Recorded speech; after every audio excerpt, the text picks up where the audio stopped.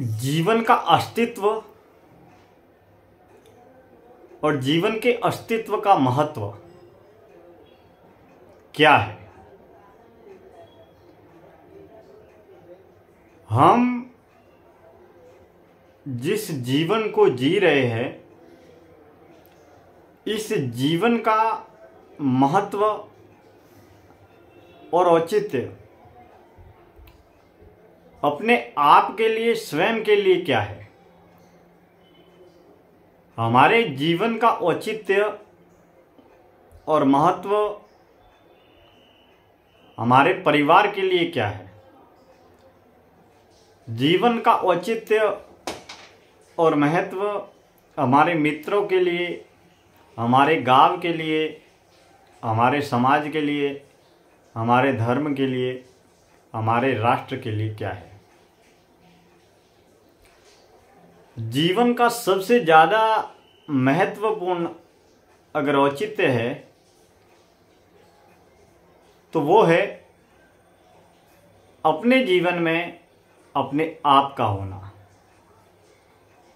यानी कि जहाँ पर अंधेरा है वहाँ पर अंधेरा इसलिए है कि वहाँ पर उजाला नहीं है, और जहाँ पर उजाला है वहाँ पर उजाला इसलिए है कि वहाँ पर अंधेरा नहीं है। अब कुछ पाने के लिए कुछ न कुछ आपको खोना है। अगर आप उजाले को प्राप्त करेंगे तो निसंदेह आपको अंधेरा खोना पड़ेगा, और अगर आप अंधेरों को प्राप्त करेंगे तो निसंदेह आपको उजाला खोना पड़ेगा। यानी कि जिस तरीके से सुबह होती है और शाम होती है, जवानी होती है, बचपन होता है और बुढ़ापा होता है। अब जवानी, बचपन, बुढ़ापा, इन तीनों अवस्थाओं में हमारे शरीर की अवस्था अलग होती है, हमारे मन की अवस्था अलग होती है। अब जो शरीर प्रतिपल, प्रति क्षण बदल रहा है, हर क्षण हमारे शरीर में परिवर्तन हो रहे हैं, मगर क्या हर क्षण होने वाले शारीरिक परिवर्तन, स्थूल शरीर के परिवर्तन क्या हमें दिखाई देते हैं? स्थूल परिवर्तन हमें लंबे समय की अवधि के बाद ही महसूस या अनुभव होते हैं। जब व्यक्ति कई साल बाद जब आपको मिलता है तो आप उसके व्यक्तित्व को देखते हैं, तो आपको ये अनुभव होता है कि आदमी बच्चा था और जवान हो गया, मोटा था और पतला हो गया, पतला था और मोटा हो गया, छोटा था और बड़ा हो गया। तो ये जो बाहरी परिवर्तन है, शारीरिक परिवर्तन, व्यक्तित्व के परिवर्तन जो हमें दिखाई देते हैं। अब ठीक जन्म के वक्त व्यक्ति के स्थूल शरीर की अवस्था को सजगता के साथ देखिए। ठीक इसके विपरीत मौत के वक्त उसी व्यक्ति के व्यक्तित्व को, स्थूल शरीर को बड़ी ही सजगता से देखिए। अब आपको इन दोनों अवस्थाओं में, दोनों समय की अवधियों में स्थूल शरीर में बहुत बड़ा परिवर्तन महसूस होगा। अब जन्म से लेकर मौत की आखिरी अवस्था तक आपका ये तन पंच तत्वों का बना हुआ ये पुतला, भौतिक पुतला, शारीरिक पुतला, पृथ्वी, जल, वायु, अग्नि और आकाश, इन पंच तत्वों का ये भौतिक पुतला प्रति क्षण प्रति पल बदलता रहा है, मगर लंबे समय के बाद जो परिवर्तन महसूस होता है वो हमें दिखाई देता है। अब इस शरीर में जो ये हाथ है और इस हाथ में ये जो नाखून है, नाखून काटने के बाद में महीने, 2 महीने, 4 महीने, 6 महीने के बाद में ये नाखून बढ़ जाते हैं। अब ये नाखून जो प्रति पल प्रति क्षण बढ़ रहे हैं, लेकिन हमें महसूस नहीं होता है। लेकिन 15-20 दिन बाद, महीने भर बाद जब हम अपने नाखूनों को देखते हैं तो पाते हैं कि नाखून इतने बढ़ गए। तो समय अपनी अपनी गति स्वतः कर रहा है। समय के साथ में शरीर भी गति कर रहा है।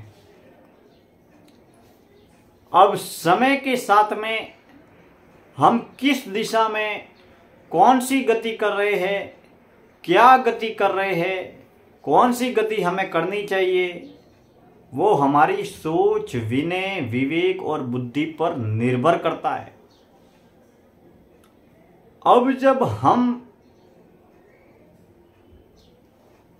अपने लक्ष्य का निर्धारण करें कि हमारे जीवन का लक्ष्य क्या है, अगर आपका लक्ष्य केवल सांसारिक लक्ष्य के आगे आपकी सोच पहुंच ही नहीं पा रही है, या फिर आपका लक्ष्य केवल धन, नाम, पद और प्रलोभन, यही अगर आपका लक्ष्य है, इससे ज्यादा आप कुछ सोचते ही नहीं। अगर आपने 10 लाख कमाए हैं तो 50 लाख कमाएंगे, 50 लाख कमाए हैं तो 1 करोड़ कमाएंगे, 1 करोड़ कमाए हैं तो 10 करोड़ कमाएंगे, 10 करोड़ कमाए हैं तो 50 करोड़ कमाएंगे। तो ये जो अवधि है धन की, ये लगातार बढ़ती जाएगी और ये अनंत की अवधि है, असीमित अनंत इच्छाओं की अवधि है। ठीक इसी तरीके से जैसे आप जन्म के वक्त आपके माता पिता जानते थे, जन्म हुआ तो आपके परिवार जानने लगे, बच्चे जानने लगे, और इसके बाद में अन्य लोग जानने लगे। फिर व्यवसाय में आए तो व्यापार के अनुरूप आपका जैसा व्यवसाय है उस तरीके से आपको लोग जानते हैं। अब नाम की अमीरी, धन की अमीरी और नाम की लोकप्रियता सांसारिक जीवन में एक आवश्यक पहलू है, कर्तव्य है या जरूरत है। मगर इस मानव जीवन की वास्तविक आवश्यकता या वास्तविक जरूरत क्या है? यानी कि स्थूल शरीर की जितनी भी उपलब्धियां या सफलता है वो सफलता या उपलब्धियां भी स्थूल है, और सूक्ष्म शरीर यानी कि प्राण और आत्मा की जो सफलता या उपलब्धियां है वो भी सूक्ष्म है। अब आप मान लीजिए आपने 4 व्हीलर गाड़ी ले ली, BMW या कोई भी बड़ी गाड़ी ले ली, और आपने या आपके घर परिवार में या आपके आसपास में ये गाड़ी किसी की नहीं है। तो आपने जब गाड़ी ली तो ये आपकी सफलता है, स्थूल शरीर की सफलता है, सांसारिक जगत की सफलता है। अब गाड़ी ली तो हर कोई आपको देखेगा, कहेगा देखो उन्होंने इतने लाख की गाड़ी ली, इतने करोड़ की गाड़ी ली, तो सारे लोग देखेंगे। तो स्थूल शरीर के द्वारा प्राप्त होने वाली स्थूल उपलब्धियां और स्थूल सफलता को सारा संसार देखता है। रही बात सूक्ष्म शरीर की सूक्ष्म उपलब्धियां या सूक्ष्म सफलता, हमें नजर नहीं आती।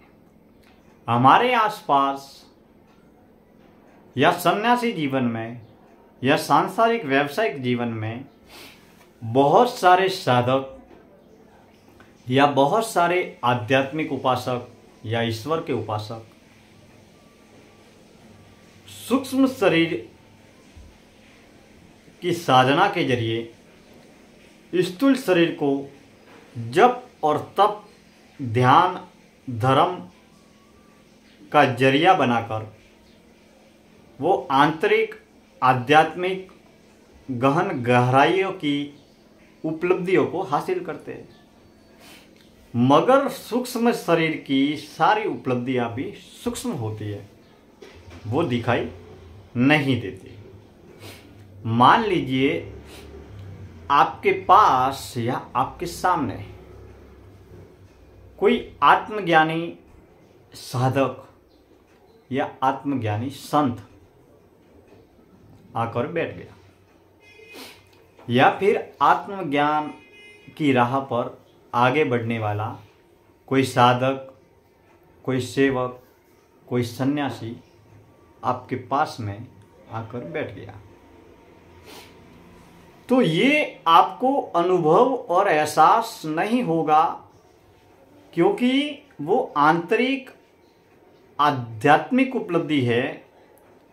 वो शरीर के प्राण छोड़ने के बाद भी आपके साथ चलेगी। धन की अमीरी, नाम की लोकप्रियता और पद प्रलोभन, ये आपके भौतिक, शारीरिक और सांसारिक जगत की उपलब्धियां है। मगर हम अपने मानव, पारिवारिक, सामाजिक, व्यावसायिक जीवन में इन तमाम सांसारिक उपलब्धियों के पीछे इतने दौड़ते हैं, इतने भागते हैं कि हम हमारे आत्मा के आत्म कल्याण के लिए न तो सोच पाते हैं, न कोई कार्य कर पाते हैं, न ध्यान, धर्म, सेवा और साधना कर पाते हैं। इसीलिए अगर आप अपने जीवन का आत्म कल्याण चाहते हैं तो परिवार व्यापार के कर्तव्यों का निर्वहन करते हुए सेवा और साधना के जरिए योग्य आत्मज्ञानी या आत्मज्ञान की राह पर आगे बढ़ने वाले मार्गदर्शक अनुभवी गुरु के निर्देशन में, मार्गदर्शन में और प्रोत्साहन में आपके ईश्वर को पाने की, आत्म कल्याण की राह पर आगे बढ़ने की और आत्मज्ञान की राह पर आगे बढ़ने की यात्रा आपको सतत जारी रखनी चाहिए, ताकि आपका ये भौतिक पंच तत्वों का पुतला शमशान में जलकर राख हो जाएगा, लेकिन जो आपकी आत्मा अपने कर्मों के जरिए, सेवा के जरिए, साधना के जरिए, त्याग के जरिए, तपस्या के जरिए, तजोगुणी, रमोगुणी, सतोगुणी जिस तरीके के कर्म करके आपने इस जन्म के कर्म, अगले जन्म के कर्म और अगले जन्म के कर्मों के माध्यम से आपने कर्म के जो भी संस्कार जो बनाए हैं, उसी के अनुरूप आपकी ये आत्मा, आपकी प्राण उसी अवस्था में आगे बढ़ेंगे। बहुत बहुत धन्यवाद। अगले वीडियो में हम किसी अन्य नए विषय को लेकर मौलिक चर्चाएं और चिंतन करते रहेंगे। आप हमारे YouTube चैनल से जुड़े रहे। आइए आप और हम मिलकर कुछ समाज के उत्थान की, कुछ धर्म के उत्थान की चर्चाएं करें, चिंतन करें, बातें करें और कार्य करें। हरिओम। धन्यवाद।